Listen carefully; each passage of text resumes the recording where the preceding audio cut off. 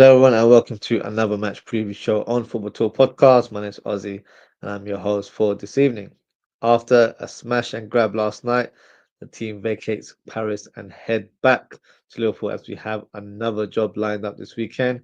This time it's in the Premier League as we face Southampton on Saturday. So let's do our match preview. We'll start with analysing our opponents. And let's be honest, it's not been a great season for the Saints. They're currently bottom of the league with only 9 points in total in the last 5 games.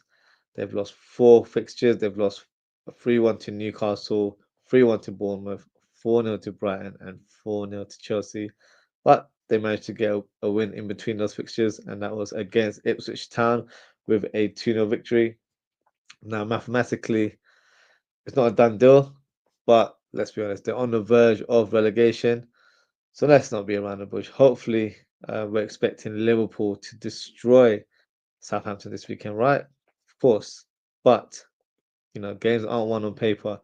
And these are the type of fixtures where it could be regarded as a banana skin, as the team doesn't really have too much to play for.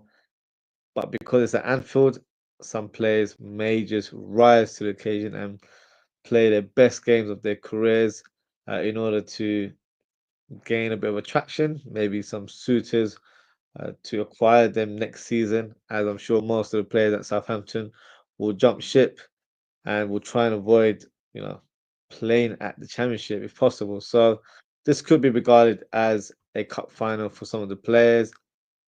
But despite the defeats that Southampton has suffered in the last few weeks, I do feel like their performances have improved under new manager Ivan Juric. Uh, but the biggest problem for that team is that they've been leaking a lot of goals, and that has been their Achilles heel, and that's why they're not able to get over the line. As there's been a lot of games where they've actually scored first, but can't seem to hold on to the lead. But from a Liverpool's point of view, I'm fully expecting Arsenal to go with a heavy rotation in this fixture, as we have a second leg on Tuesday against PSG in the Champions League. So this is the time to rest certain players and make good use of the squad. So let's present the team news and see who's available for this fixture. For Liverpool, as it stands, Cody Gakpo is unlikely to feature in this fixture, but I'm sure we'll get a further update from Arsenal tomorrow as he's got a press conference in the morning. Joe Gomez, Morton, and Conor Bradley remain in the sidelines.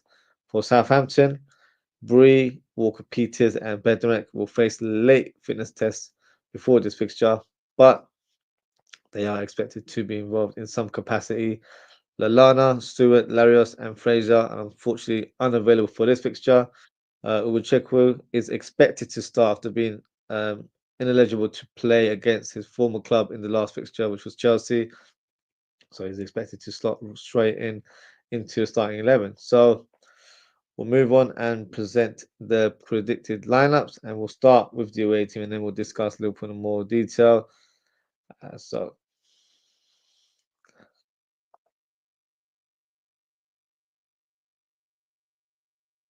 here we go. So in terms of Southampton, bit of a tricky one to predict because they've played different formations against different oppositions. The last fixture was against Chelsea, and they had a 5-4-1 setup. They have played 3-4-3 on some occasions as well. But I think for this fixture, I expect them to go as defensive as possible to try and avoid leaking any goals. Of course, this is an away fixture for Southampton, so no home advantage as it was previously in the season where we beat them 3-2. So for this one, I'm expecting a 5-4-1 formation. Now, in terms of the goalkeeper, I'm expecting it to be McCarthy, who started the last fixture, from what I remember. Um, then again, he's not normally the number one, so it's most likely going to be Ramsdale, I think. I know McCarthy did play quite a few games due to Ramsdale's injury, but he's fit and ready to play. So Ramsdale will start in between the six, so let's put him in the lineup. So we've gone for Ramsdale in goal, and then in terms of the back five, it will be Sugawara on that right hand side. Unfortunately, it was his mistake that led to Liverpool's winner in the last fixture. So he'll try and, of course, make up for his error there. But decent player, to be fair. Good all rounder, has a good crossing ability, but there's definitely question marks in terms of his defensive duty. On the other side, I'm going to go for Kyle Walker Peters. Walker. There we go, Kyle Walker Peters on the left side. Of course, can play right back if required, but I think from a starting point of view, he will start at left back. And then in terms of the back three, you've got James Bree, who I think will start in this one. And then you've got uh, Haywood Bellis.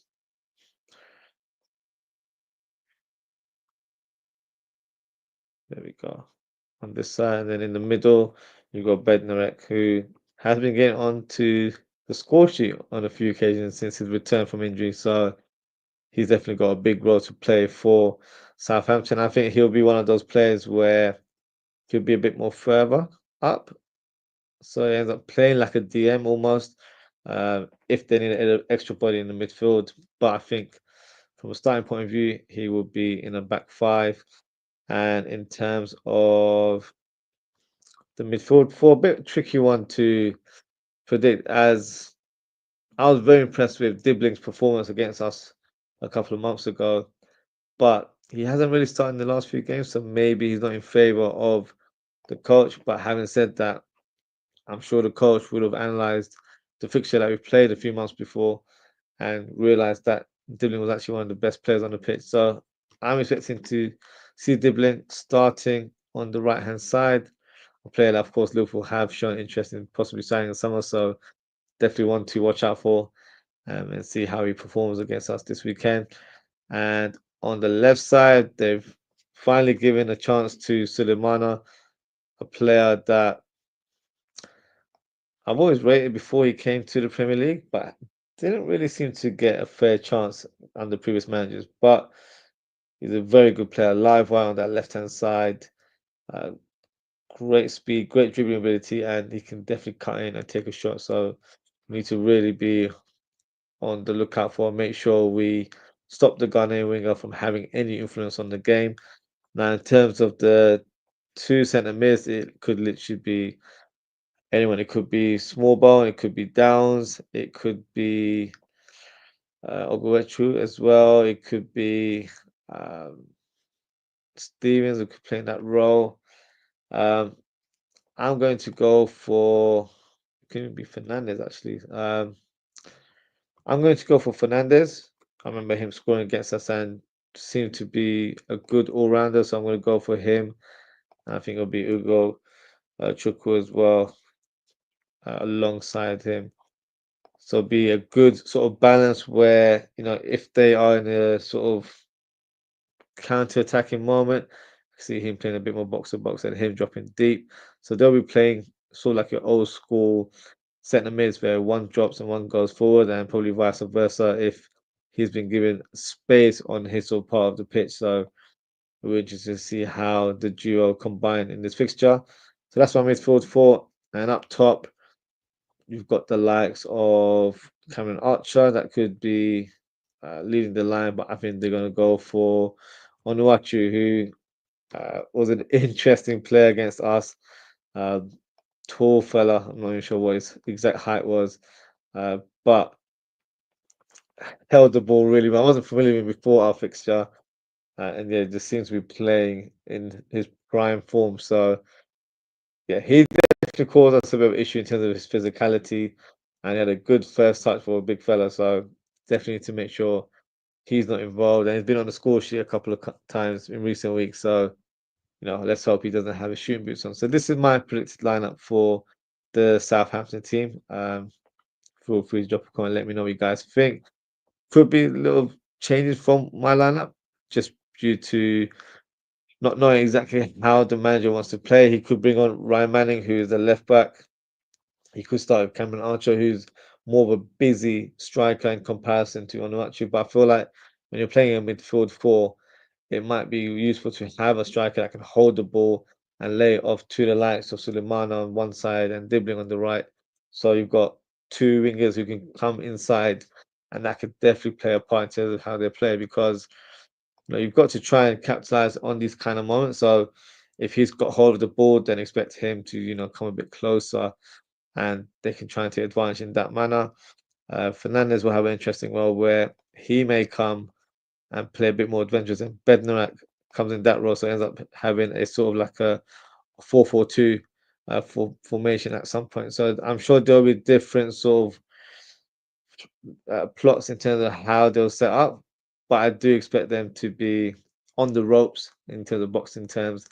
I don't expect them to be throwing any punches when they're in that position. So for me, this is the predicted lineup, probably the best lineup that they have available in the squad right now. So let's move on to Liverpool. So now this one, I'm sure we're all gonna have different opinions and different team selections because some may still go with a strong lineup, or some may go a bit more mixed. I'm going to go with slightly more of a rotated squad or rotated starting 11, I should say.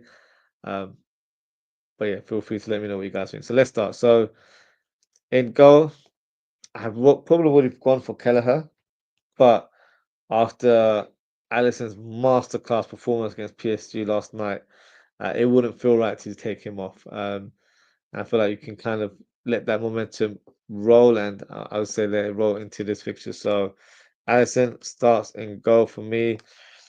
Now, if Conor Bradley was available in this fixture, I think he definitely would have started, or even Joe Gomez if he was available. But neither player is available right now due to injury. So Trent will have to start this one for me.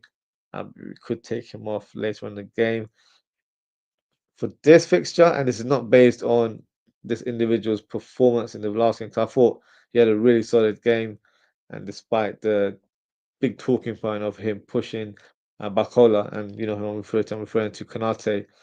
I'd want to rest him in this fixture just because I don't want him to be overworked.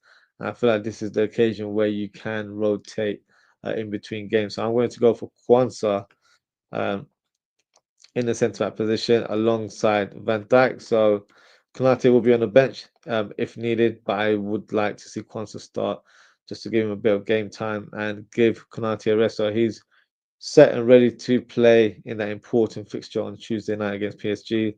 On the left hand side, I'm rotating for this one as well, and I'm going for Simicast at left back with Robertson rested or available from the bench. In terms of the double pivot, for me, Gravenberg has looked quite tired, quite leggy in the last few games. So another game where we could, rest him in this fixture. So I bring on Gumshield Endo for this fixture, give him a start after a very long time.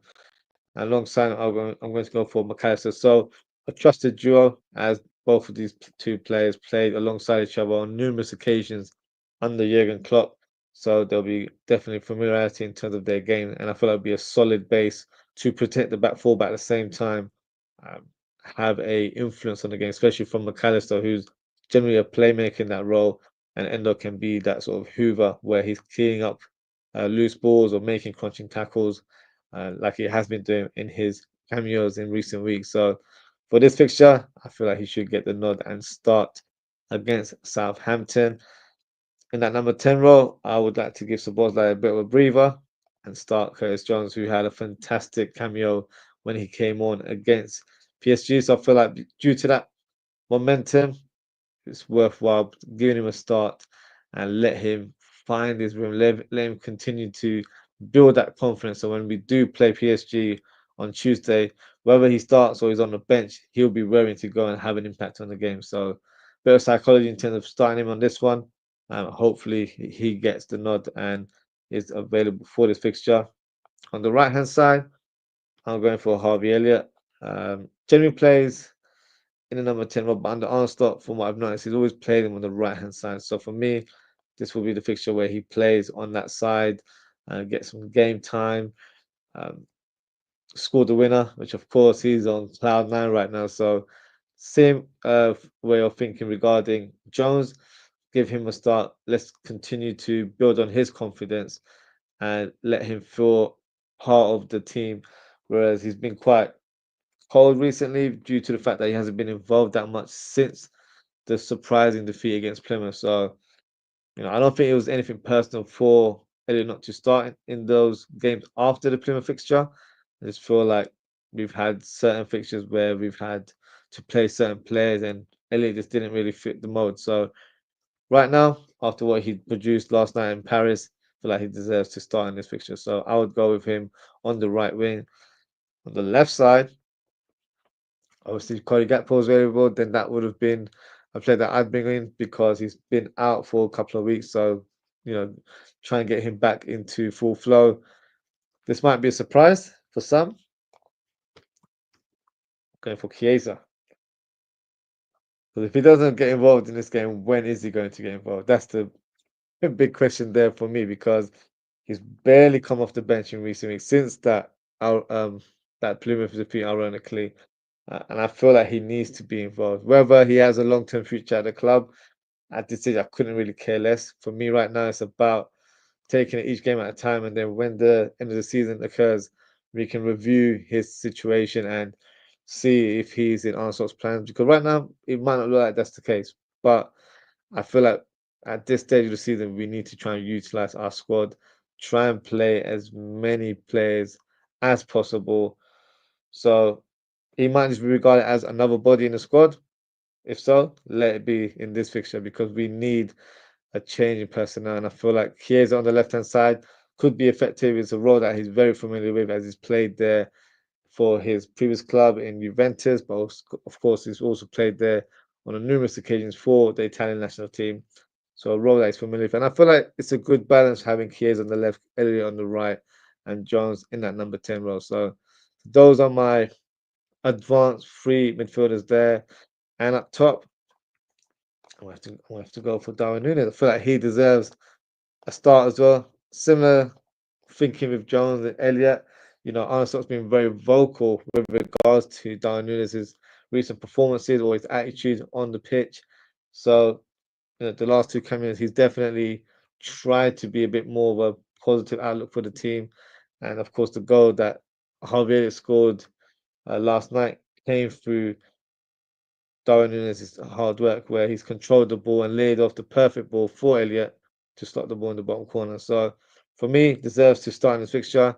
And also with Jota playing 2, 3 continuous games, I feel like it might be a good one to give him a bit of a rest and have him um, wrapped up in cotton wool for the PSG game because I think he'll be needed in that fixture. So this is my predicted lineup for Liverpool. Feel free to drop a comment and let me know what you guys think. I'm sure a lot will probably disagree with this, but this is just the way of thinking I have right now that I feel like we need to rotate. And this is a fixture where we're playing Southampton, no huge pressure, should be a routine win. But of course, this isn't a third 11. It is a mix of experience plus youth. When I say youth, I'm referring to Elliot and Jones. So they're not really youth. These are still, our first team squad players there. So plenty of quality to try and get the win against the Saints this weekend. Now, in terms of my score prediction, of course, I'm going to go for Liverpool win. Never in doubt. And I'm going to go for a 3-0 victory for the Reds. Now, in terms of the goal scorers, I'm going to go for Darwin Núñez, Jones, and Mohamed Salah coming off the bench to add another one to his tally as he um, gets closer to beating more records in the Premier League. So that's the reason why I've selected him as the final goal scorer. So that is my predicted lineup, and that is also the end of our match preview. Before we close the show, I can see we have a few comments there, so let me go through them with you guys.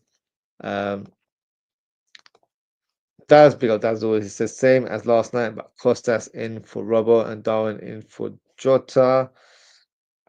Okay, that's slightly different to mine, but yeah, a strong lineup regardless. And it's that's big up Daz as always. Is it Ozzy? If Cody is fit for Tuesday, who do you play off the left, Cody or Lucho?